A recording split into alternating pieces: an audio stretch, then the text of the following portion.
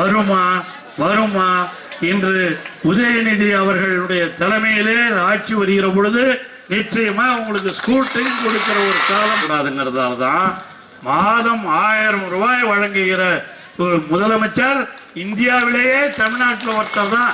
நீங்கெல்லாம் காலேஜுக்கு போனீங்கன்னா +2 படிச்சுட்டு எந்த காலேஜுக்கு போனாலும், பிரைவேட் காலேஜா இருந்தாலும், மெடிக்கல் காலேஜ் போனாலும், இன்ஜினியரிங் காலேஜ் எல்லாருக்கும் உண்டு.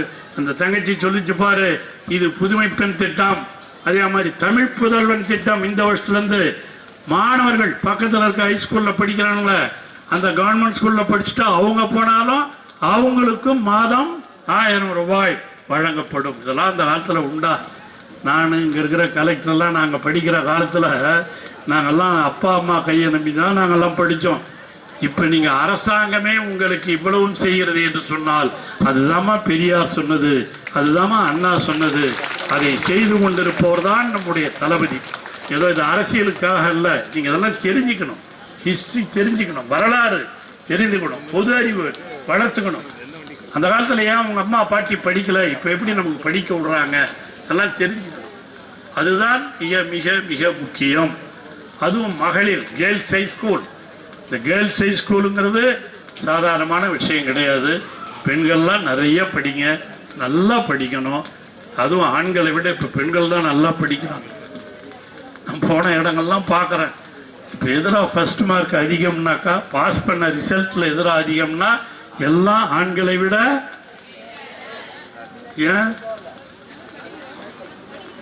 நல்லா படிக்கிறீங்களா?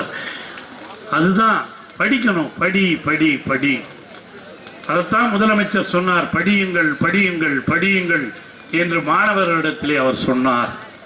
அந்த அடிப்படையில் தான், அதால் தான் முதலமைச்சர் சொன்னார், என்னுடைய 2 கண்களில் ஒன்று கல்வி, மற்றொன்று சுகாதாரம் அப்படின்னு சொன்னவர் தமிழக முதலமைச்சர்.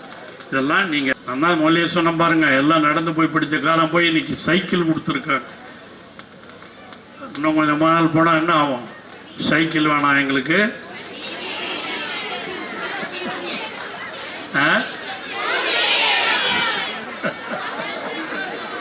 ஸ்கூட்டர் ஓடணும்னு கேட்பீங்கல்ல. அதுதாம்மா காலத்தின் வளர்ச்சி. வருமா வருமா இன்று உதயநிதி அவர்களுடைய தலைமையிலே ஆட்சி வருகிற பொழுது நிச்சயமா உங்களுக்கு ஸ்கூட்டரி கொடுக்கிற ஒரு காலம் வரும்.